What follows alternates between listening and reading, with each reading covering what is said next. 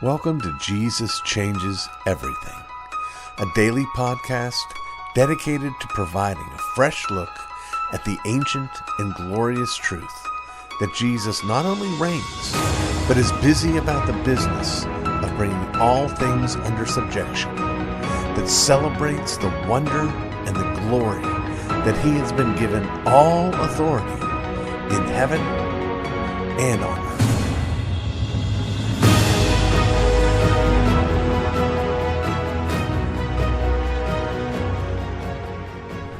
If you are not up to speed on the current controversy that's engulfed the Southern Baptist Convention, then I commend you for your care and caution in how you manage social media in your life, because it's been hard for me to miss on whatever feed it is I'm looking at. A week or two ago, the Southern Baptist Convention hosted their annual meeting, and while there, had a fairly contentious election to determine who would preside over the Association of Independent Churches, which election was won by Pastor Ed Litton. I confess that I had not heard of Ed Litton prior to his winning this election, nor had I heard prior to his winning the election a few years ago of J.D. Greer, the pastor who handed the baton on to Ed Litton.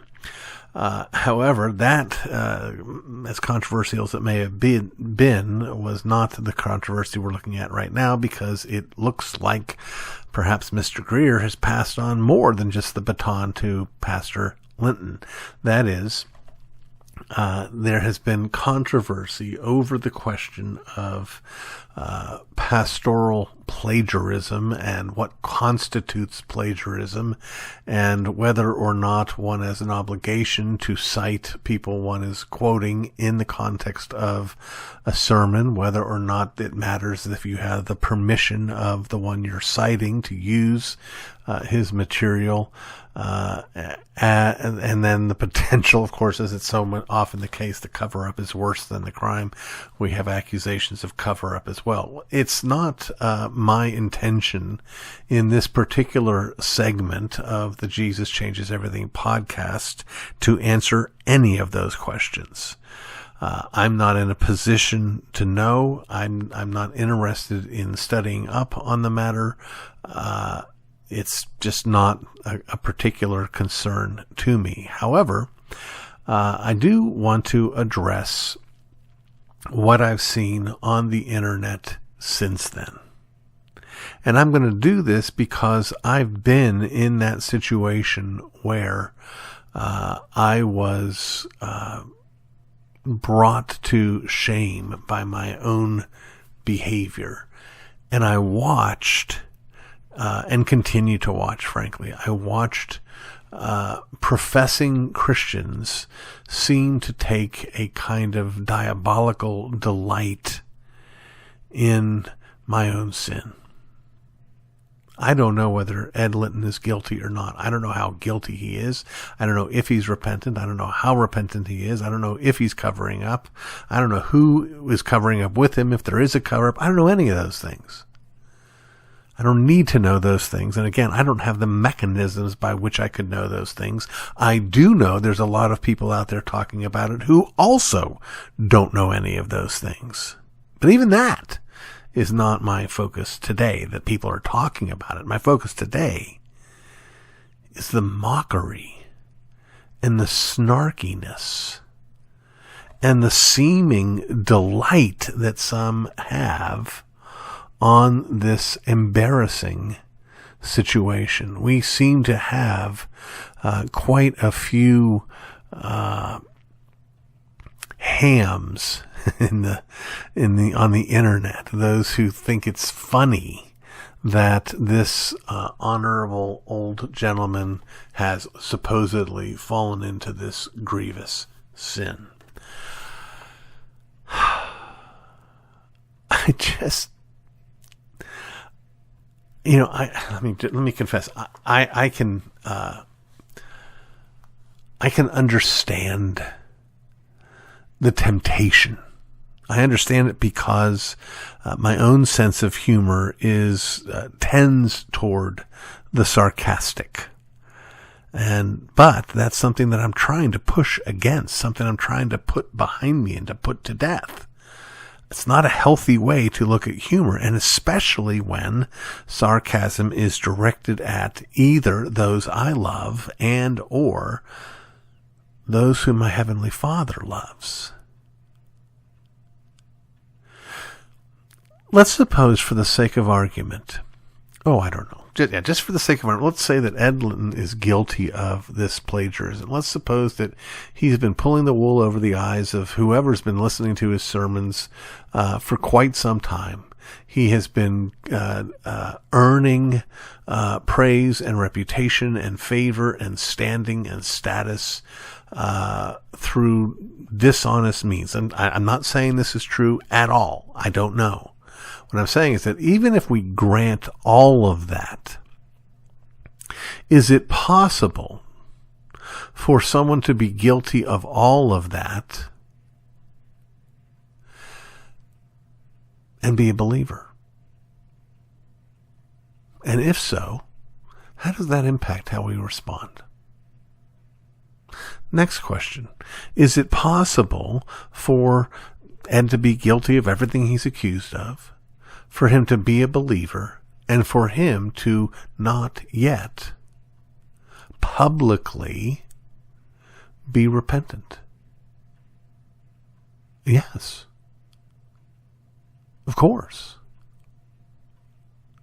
But I'm seeing people on the internet treating Ed Litton less honorably than the Archangel Michael treated the Prince of Darkness.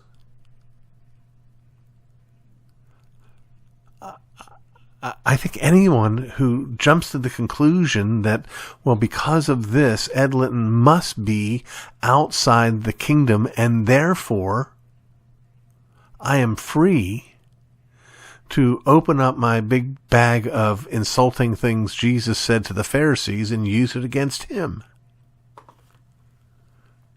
No. No, not at all. Now, I've got 3 connections to this story. One of those connections is that early on, one of the offending elements of the first sermon that Pastor Litton gave, having listened to a similar sermon from Pastor Greer and having gotten permission from Pastor Greer, part of that very first sermon was a quote of my father's, a misapplication of the quote.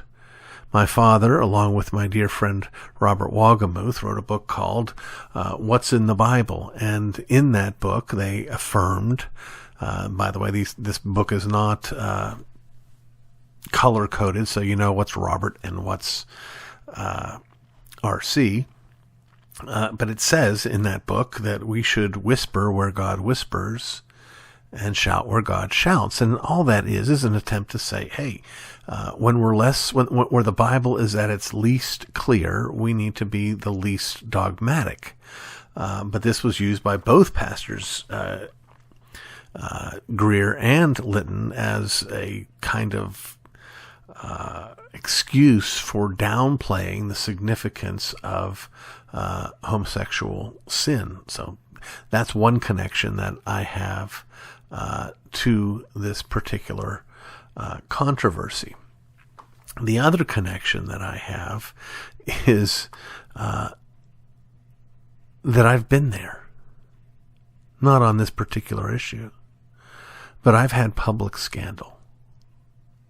And I've had public scandal where, plenty of people are willing to say, because I did X, whether it's go to the Ashley Madison website or get an OWI, because I did those things, that therefore I'm outside the faith. And therefore I'm fair game. Thirdly, there was a time gap between me knowing what I had done and me repenting, and a time gap between other people knowing what I had done and the whatever public confession I could make. Now, I don't know what's going on in Ed Litton's life. It's possible that he's, defiant and doubling down, and he's guilty, and he'll do anything to avoid facing it. That's possible. He could also be trying to think, well, what's the most thoughtful way for me to respond to this? Maybe he's getting counsel from people.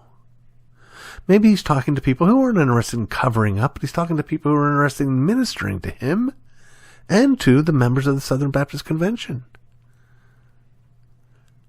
But to take the idea that because he hasn't gone on Oprah yet to confess his sin, that therefore he is unrepentant, is ridiculous.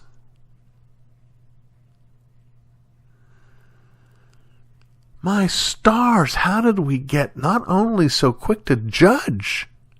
I'm going to make this suggestion. The reason we're so quick to judge is because we want to mock and laugh and poke fun of. Oh, that's the other connection.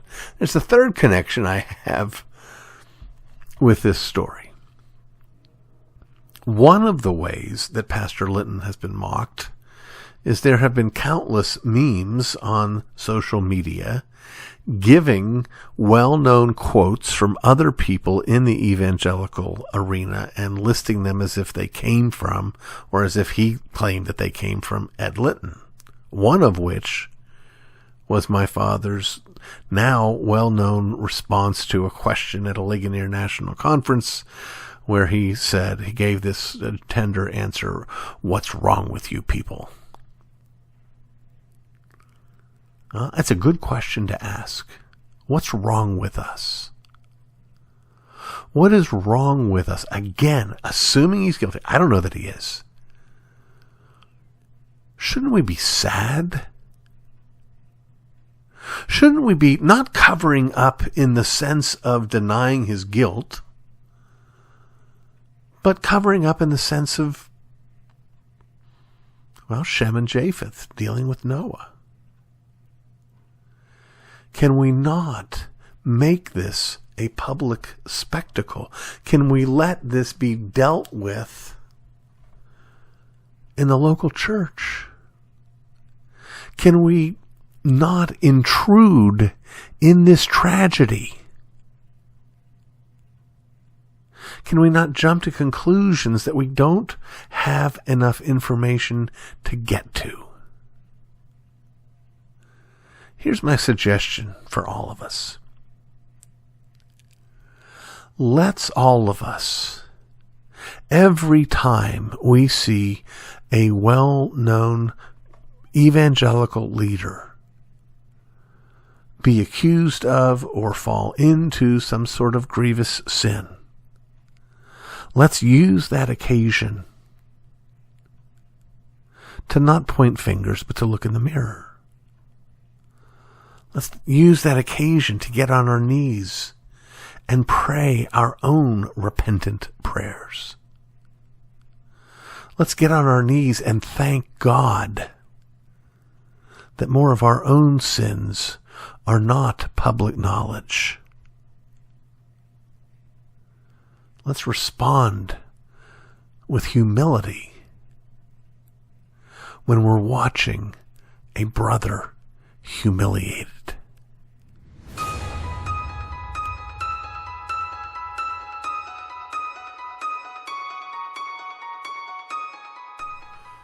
We come now in our ongoing series, The Bible in 5 Minutes, to the Gospel of John. John's Gospel, as you probably know, is considered the one of the 4 Gospels that is not a synoptic Gospel. A synoptic Gospel is a Gospel in this context, Matthew, Mark, and Luke, that are designed, while certainly having particular emphases and particular goals in mind for their audiences, but they're designed to give a sort of chronological picture of the life and work of Jesus. You can look at the Gospel of John more like a photo album. It's not designed to be a chronological history, but it's designed to be a series of snapshots, of peeks into the life and ministry of Jesus that are designed to have a specific goal. That particular specific goal is made perfectly clear by John himself, because he says so in the gospel. He says that he writes this gospel that his readers might, quote, believe that Jesus is the Christ, the Son of God, so that they might have life in his name. John is probably, therefore, the most evangelistic of the Gospels, and it is designed to affirm with the greatest clarity the fullness of the deity of Christ, that he is the God-man. Now, one of the ways that John does this is he gives for us he quotes for us Jesus giving his multiple I am statements. These I am statements are things that Jesus said that were designed specifically to allude to the very name of God, Yahweh, the Hebrew word meaning I am that I am. So when Jesus, for instance, says, before Abraham was, I am, or when Jesus says, I am the light of the world, or the resurrection and the life, or I am the way, the truth, and the life, all of these I ams are Jesus making claims of deity. We also have, of course, in chapters 2 through 12, a whole slew of great miracles that Jesus performed. 7 different miracles, from turning water into wine to raising Lazarus from the dead. And these two are designed not only to authenticate Jesus as a messenger sent from God, but to illustrate his power as God. Those two go together very much so, because when Jesus is giving these I ams, he's making claims about himself. Now, that may seem strange to us because that's not typically how we would talk, but we do know that this is precisely how he was understood by his enemies. That it was these kinds of things that they determined were blasphemy in Jesus' public ministry, these I am statements. If you read through the Gospel of John, you'll see several times where he makes one of these I am statements and people pick up stones or decide that they're going to stone him. And we see a lot as well in the Gospel of John, situations where Jesus is sort of not ready to reveal to the whole world who he is, and escapes these moments of judgment that are coming prematurely until it's time for him to lay down his life. So John gives us this very powerful picture of who John is, and it begins with John's gospel, perhaps the most powerful picture of all. That is, while the other gospel accounts give us either birth narratives or very early life narratives, John doesn't begin with a kind of historical outline, but begins with the affirmation of the deity of Christ by going back all the way to Genesis 1:1. John says, in the beginning was the Word. That in the beginning is just like in Genesis chapter 1. In the beginning, God created. Here it's in the beginning was the Word. And the Word was God. And the Word was with God. Now that's something else. That, in fact, I think not only is a wonderful hint of the reality of the Trinity, it is a profoundly direct and immediate rejection of any form of modalism, because there are here, the Spirit's not mentioned until later, but there are here 2 of them. If I have 3 masks, I'm not with the other masks.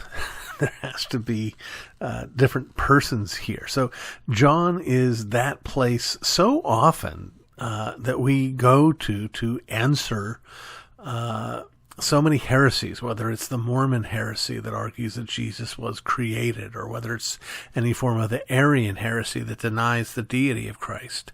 John is straightforward. John is direct. But John is also the one place that he's less than direct, though in another sense you could argue it's not too subtle. He doesn't say that he is the author of this book.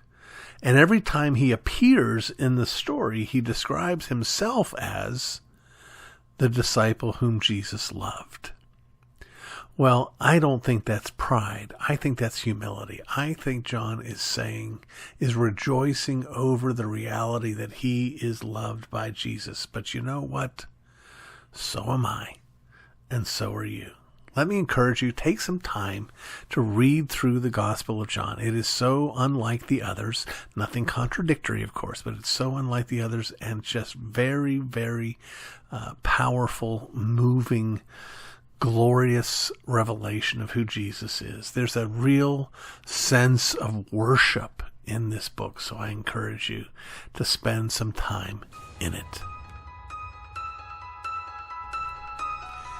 You've been listening to the Jesus Changes Everything podcast, a production of Dunamis Fellowship, the teaching outreach of Dr. R.C. Sproul Jr. If you've enjoyed this podcast, we encourage you to subscribe, which you can do at all the usual outlets, to tell your friends, and to spread the word. To learn more about the work of Dunamis Fellowship, please visit rcsproulJR.com. And join us next time on Jesus Changes Everything.